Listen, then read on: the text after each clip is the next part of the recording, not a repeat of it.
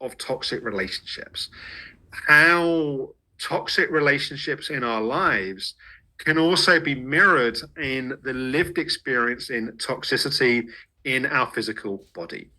To give you a little bit of background, Dr. Amy Apigian is a double board certified medical physician in both preventative and addiction medicine and holds double master's degrees in biochemistry and in public health.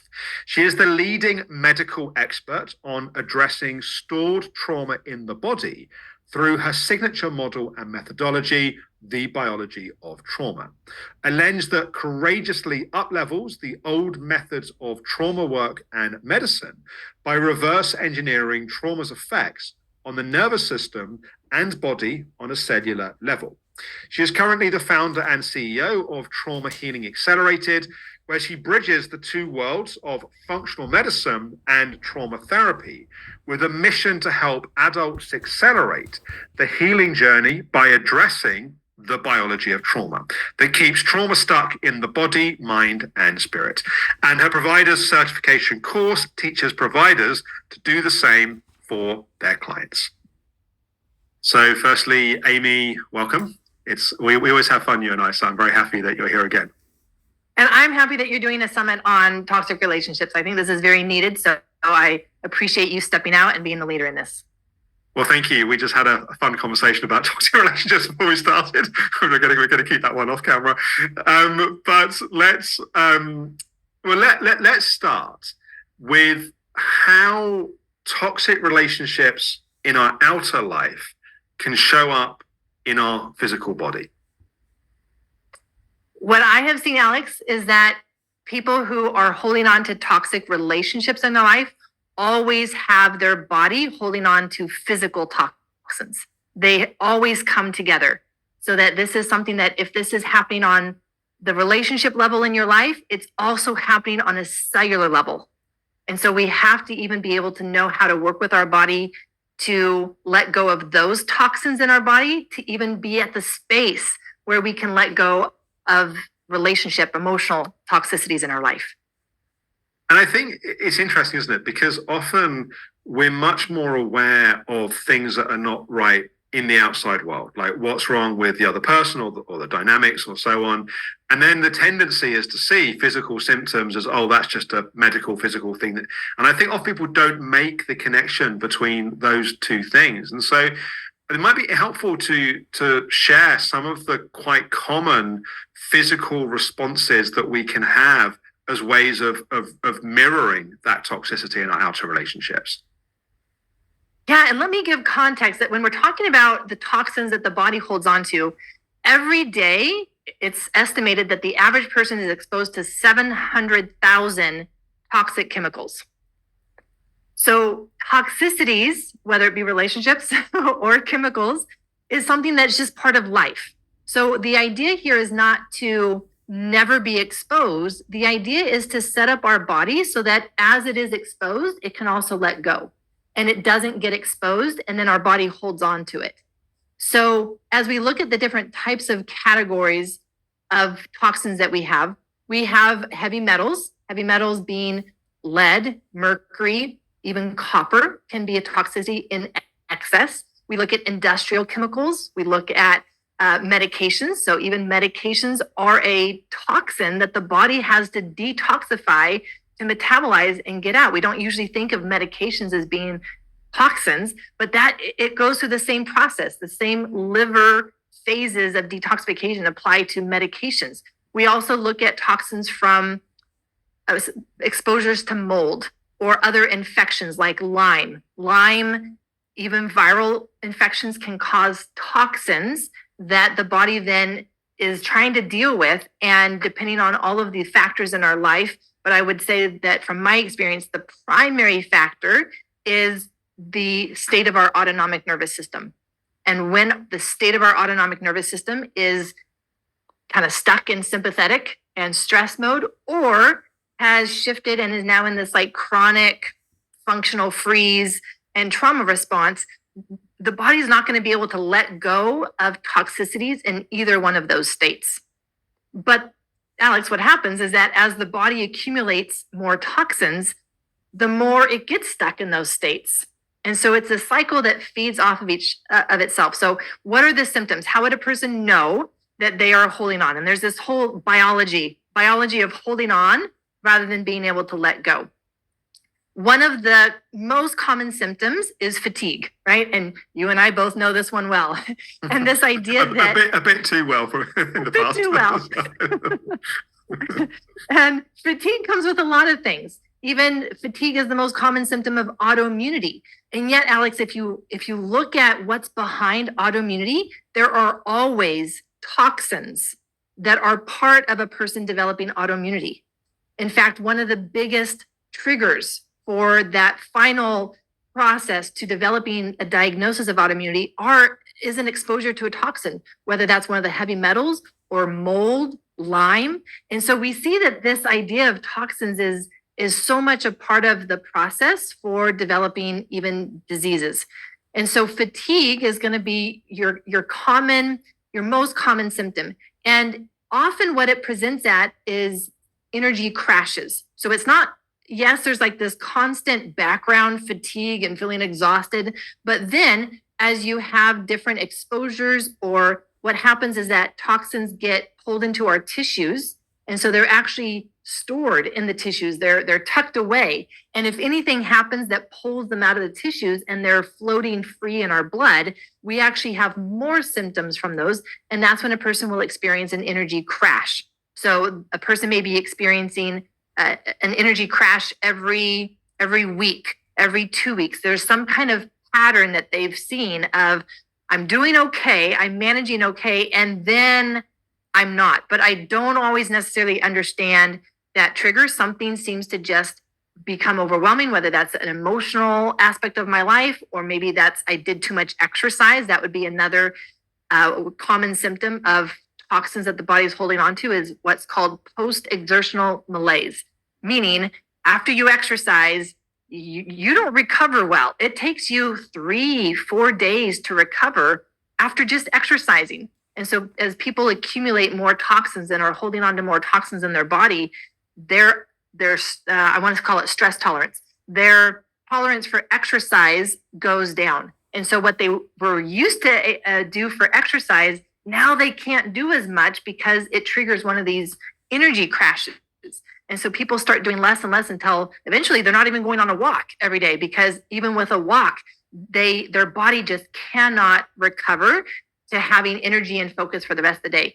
But I have also kind of added a second category for what can cause these energy crashes, and I call it post-emotional malaise, not just post-exertional malaise, but post-emotional malaise. And this is where even with emotions, that I would say the big emotions, whether it be joy or stress, they trigger this same type of process in the body where the toxins get kind of activated with the changes in our physiology, and we have these symptoms and we have these energy crashes. So some type of pattern around energy crashes is what you are almost always going to see with the body holding on to toxins. The other thing that I feel is really important, there are a lot of other symptoms, and that's the challenge, Alex, is because it blends with so many other things, right? Like it can be the bloating, it can be the sensitivities, it can be the I would say histamine reactions. And so these sense of allergic, not necessarily true allergies, but just you're more sensitive or you're more reactive. Unexplained digestive issues, headaches, brain fog, skin problems. That's another big one. Skin problems, eczema, changes with your metabolism. So you're not able to lose weight. Toxins get held in the fat cells of our body.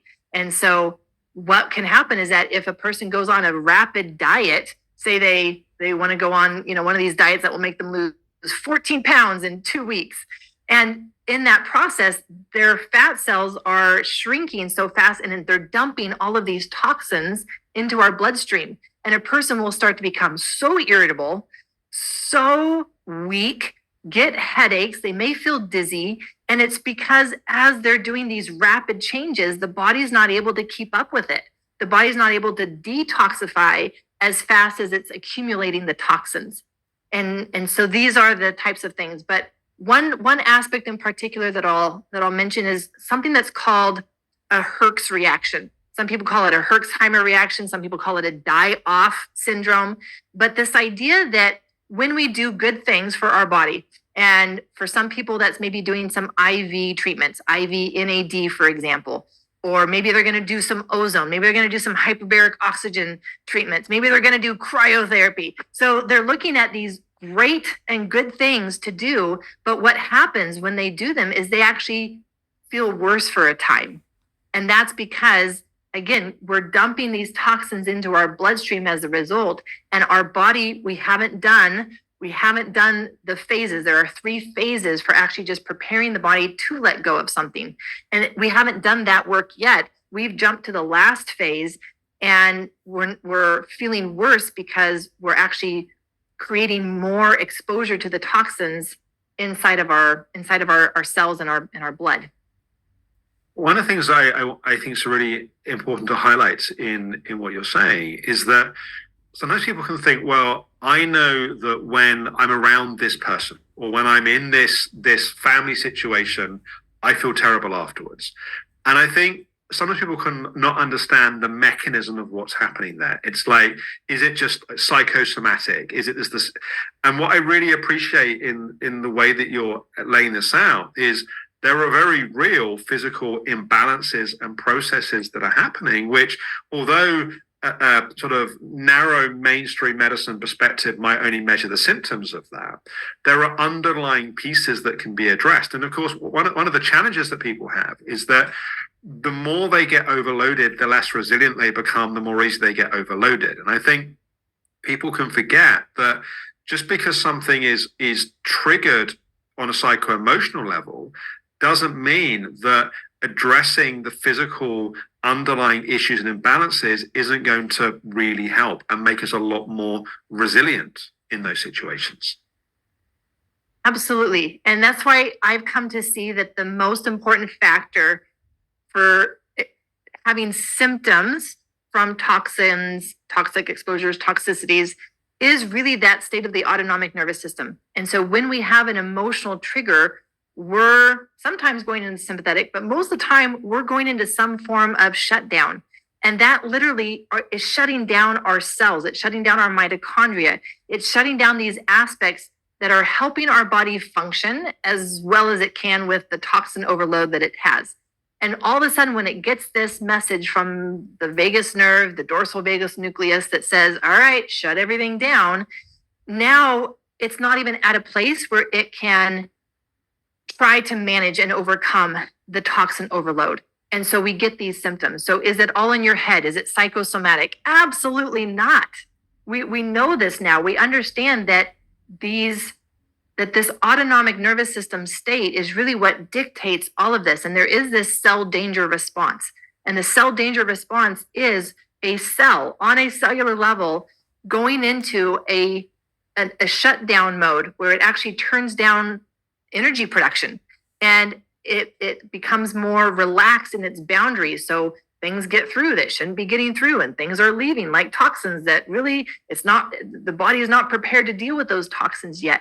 And it's interesting that both trauma and toxins trigger that cell danger response.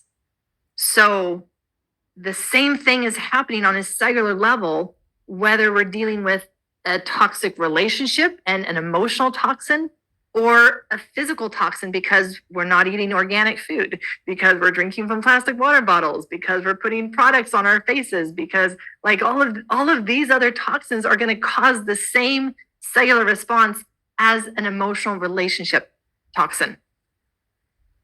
Someone who's watching this that's starting to hopefully make sense of their experience, they're realizing that there isn't a disconnect between these external relationships and physical symptoms, but also that relationship is a little more complicated than it's just to the psychosomatic. There's actually real imbalances that are happening.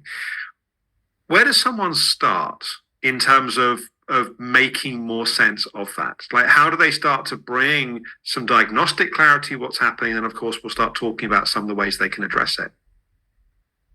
The challenge is, Alex, is that it's not always easy to test for toxins, for physical toxins. So there's Probably not also just for one test that we relationship can do that's going to tell us all the answers. I wish, right? Like, there's not just one pill that I can take. Yeah. We're still working on that one magic pill that will take everything away. But I think it's called safety. I think that's our magic pill. But when we look at toxins, because they're becoming stored in our tissues, we can't test our blood because they're not necessarily in our blood. It's in our tissues.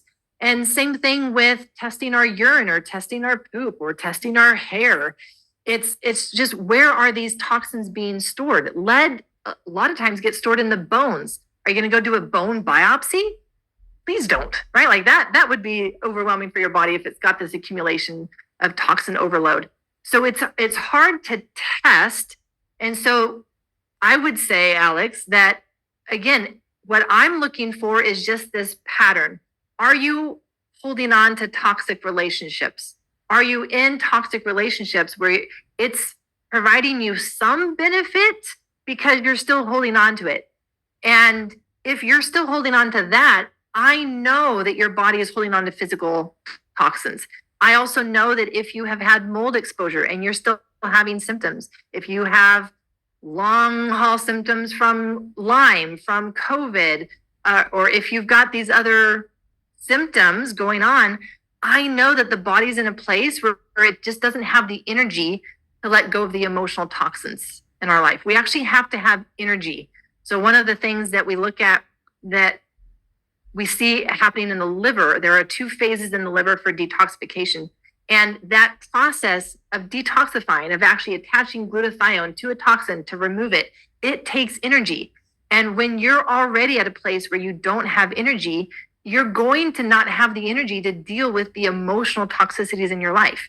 And so just looking at that big picture, I'm looking for the pattern of, are you holding on to toxins? And whether that be, again, toxic relationships, toxic habits, toxic coping mechanisms, toxic self-talk, those are all signs for me that you have a biology of holding on rather than this biology of feeling ready and resourced to be able to let go of toxicities. So then we can look at, well, then what are the phases that we need to go through in order to even be ready to be resourced to let go? Because that's where our work is. Again, most people think that I just need to let go, and they try to force themselves to let go. And they use a lot of mindset or pushing themselves to, I know that I need to do this. I know that I need to cut myself off of this relationship, or I know that I need to have this hard conversation. I know that I need to, and they try to force themselves to do that without doing the first 2 phases. And without those first 2 phases, if you're just jumping to trying to let go of anything, physical toxins, heavy metals, parasites, or relationship toxicities, you're not going to be successful. It's actually going to cause you more symptoms if you try to just jump to that and not have done the foundational work. So let's talk about that foundational work. So somebody that's watching this, that's like, okay, I get it, but where do I start? And, of course, we're talking about a number of quite different complex pieces here. And so what are some of the foundational pieces that in a way are going to impact everyone, at least to start that process? Yeah. So there was a toxic relationship that I was in, and I could see that I was not able to let it go. And it bothered me, Alex, because of all that I know, all the work that I've done on myself, I could see that this was toxic, and I could see myself not being able to let go. And so I started leaning into, all right, what am I missing here? What am I not giving myself, my body, that I'm not able to let go of this person, of this relationship? And in the process, that's when I discovered that I was having all of these symptoms, and I had mold. I ended up having parasites as well. And so we discover that through this phase, there's 2 phases that we have to do first before we can actually let go of anything. And those 2 phases are actually resourcing the cells. So I call this the preparation phase. So there's the preparation phase where we start. And then the second phase is actually opening up the channels. And if we think of a house maybe that's had fire inside the house, and so the smoke, the ashes have even become embedded into the curtains, into the carpet, into the furniture. And yet the place that we need to start, if we try to do the deep cleaning of the furniture and the carpet first, without opening up the windows, without opening up the doors to let things leave as we do the deep cleaning, it's actually going to make the smell worse. It's actually going to make the air quality worse. So what we need to do is, in this phase 2, is open up the channels and bring in movement for the toxicities to have a place to leave. And then the third phase is actively removing. So we're going to go find these toxins, we're going to bind them with something else, and we're going to release them. But even that process needs to be paced. So the 3 phases, again, the 3 phases of actually letting go of anything in our life that is toxic is 1, preparation. Phase 2 is opening up the channels, creating those vents, opening up those drainage pathways. And then the third phase is pacing the active removal of toxins. So with this first phase of preparation, what does that mean? Preparation involves a few different things. One would be replacing deficiencies. And you can look at it on an emotional level. And what are you deficient in? Are you deficient in quality relationships, that you're willing to hold on to a relationship that's toxic because you're deficient in touch, love, whatever it is? But even on a cellular level, what are you deficient in? If you're deficient in zinc, which is one of the most common vitamin deficiencies with those with mood or mental health challenges, your body's going to be holding on to things, and it's even going to create the setup for having a heavy metal toxicity with copper. You can have all kinds of deficiencies. Magnesium is one of the most common deficiencies across the world right now. And it gets depleted in times of stress, or certainly when you are in this chronic functional freeze or a trauma response. And so things like that are very basic, but are still creating deficiencies. And when the body is in a biology of deficiency, it will always hold on.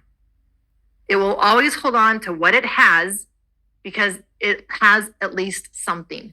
If I don't have this, I wouldn't have anything. I wouldn't have anybody. And so when the body does not have what it needs and it's in a state of deficiency, it will always hold on to toxins. So the preparation phase requires replacing deficiencies. The other aspect of the preparation phase is this idea that we have to bring balance to our biochemistry. And there are common biochemical imbalances in those who hold on to things and hold on to toxins. And these are methylation imbalances, and methylation impacts our detoxification system so that we can have impaired ability to detoxify if we have a methylation imbalance. Now, there are some people who are over methylators. Most people who have a methylation imbalance are now under methylators. It has shifted on a social level, which is interesting. That's a whole nother conversation around generational trauma. But the methylation, our methylation impacts how effective we are at detoxifying things. And when that is impaired, given that we're exposed to 700,000 toxic chemicals every day, we're going to be overwhelmed in that process. We're not going to be able to detoxify everything. And again, as we hold then onto physical toxins, that same process happens on an emotional level. And we see ourselves holding on to toxic relationships. So we have to bring balance to our biochemistry as part of this preparation phase.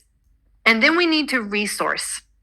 And just before we come to resourcing, I'll ask a question. So in terms of those deficiencies, what's your way of approaching that? Is that in an ideal world to do some basic testing to assess that, or is that to have a baseline of protocol that everyone starts with?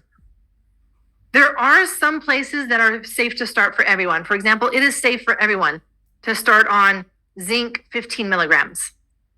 It's also safe for everyone to start taking magnesium every day. Those are very safe places. However, you know me, I like to be very targeted and very intentional in what I'm doing, because that's how I have found that I can accelerate the process. If I don't know which deficiencies I have, I may miss one. And so I may still have, I may have magnesium and zinc now, but my body still has this other deficiency I don't even know about. And so I'm still noticing that I'm holding on to things because I just didn't do my work in figuring out which deficiencies I'm working with. So yes, in terms of the biochemical imbalances, that's actually one of the tests that I almost always start those who are coming in for a biology of trauma health coaching session, because they are so common. They play such a huge role in creating this biology that we hold on to things. And so that's a very common place that I'm doing a test that looks at their copper, their zinc, their copper to zinc ratio. Because again, if that ratio is off, copper becomes a toxic heavy metal.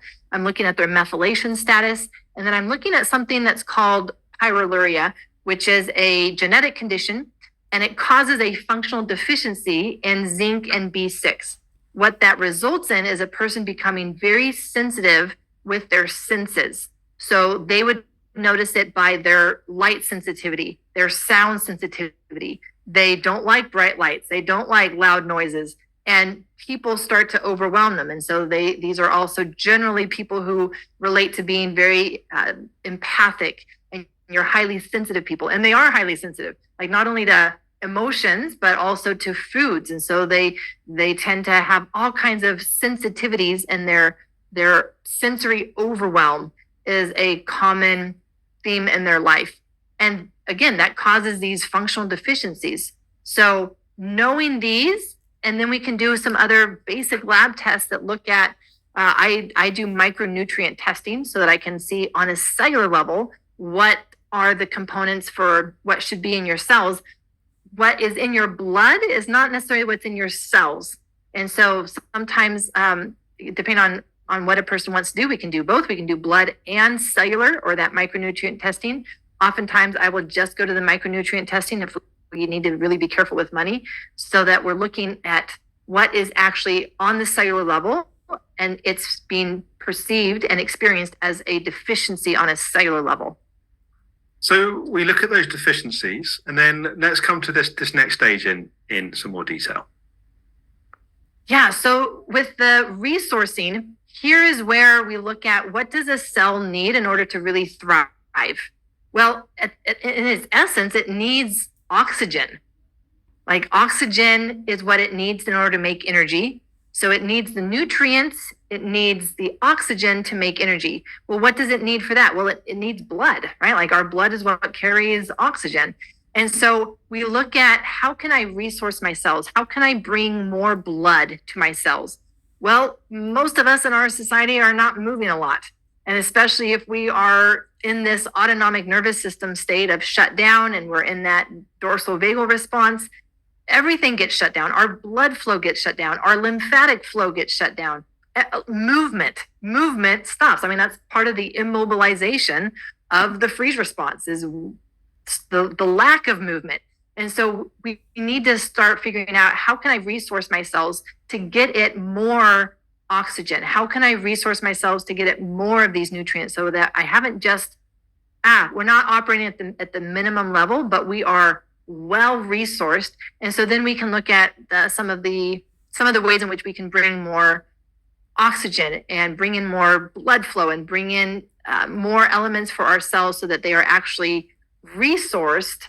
And then we can go into this next phase, which is actually opening up these drainage pathways and channels after we've resourced and done this preparation phase for our cells.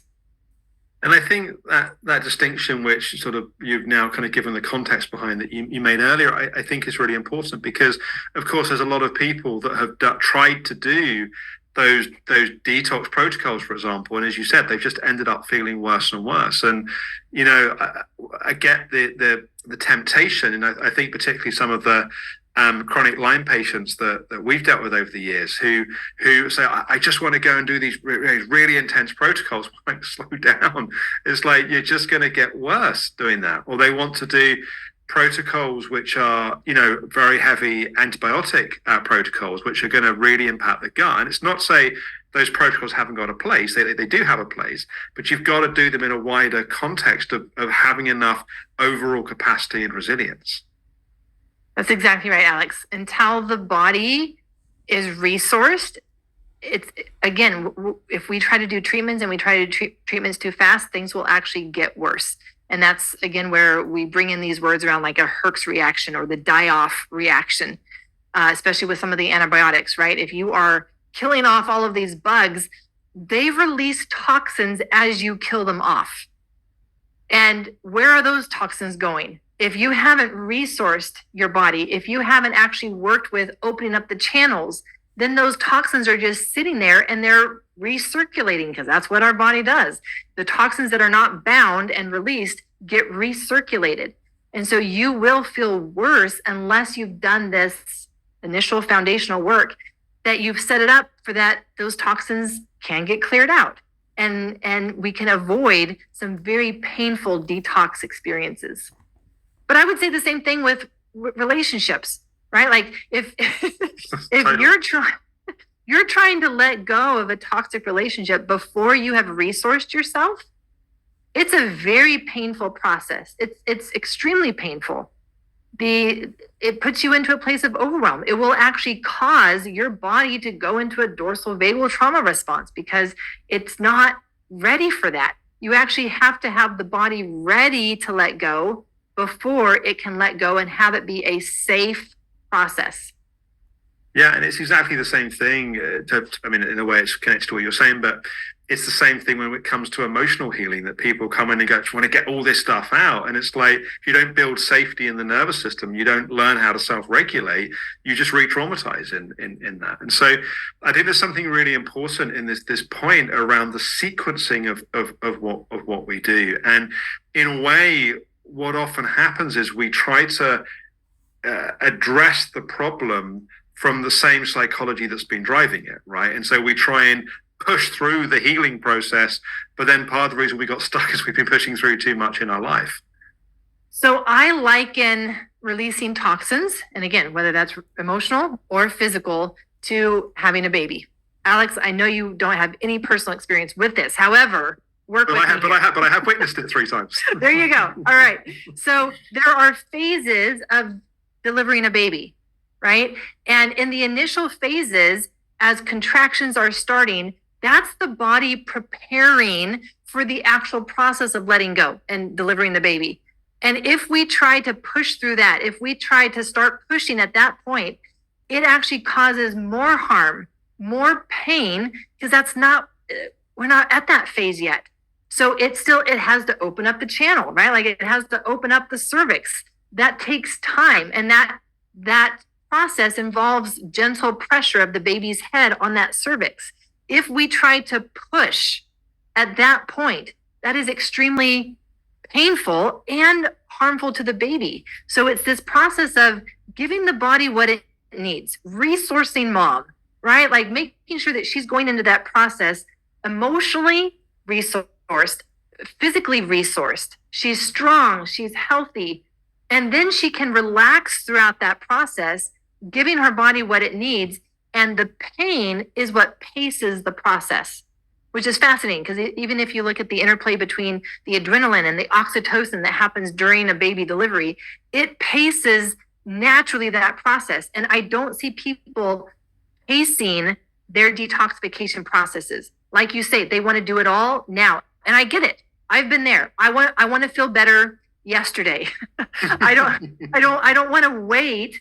You're telling me that this might be a several month, even a year-long process of gently, safely building this container and allowing this process to happen. I don't want to wait for that. So let me push through. But the consequences and the results of that, as you say, Alex, we end up re-traumatizing ourselves in the process of trying to detoxify. Before we come to how people can find out more about you and your work, I'd love you to say a few words about what is possible when it comes to healing, because I'm mindful we've been talking about the pitfalls and the challenges along the way. And I know that ultimately your work is a big message of hope. So maybe just say a few words around sequenced right and approached in the right way. What's possible? So with when I realized that I was holding on to toxins and wasn't able to actually mm, get get to a place where I was able to let go of things, what I ended up doing was getting on protocols for mold exposure, getting on protocols for parasites. I did not have testing that confirmed either one of those. Those were just a high likelihood given these patterns of holding on that I was seeing in my body. And so I started on these protocols. And as I have just said that people should not do, I went too fast and brought on some energy crashes. So I got to learn this from personal experience. But in the process, 6 months later, I passed this parasite, Alex. And I understand that you're not a medical doctor. So for you, for your audience, this may gross you out to talk about this kind of stuff. But for me, this was fascinating because I was like, oh my goodness, like I actually had a parasite. When did I get this parasite? How long has he been there? Talk about a toxic relationship, a parasite in your gut.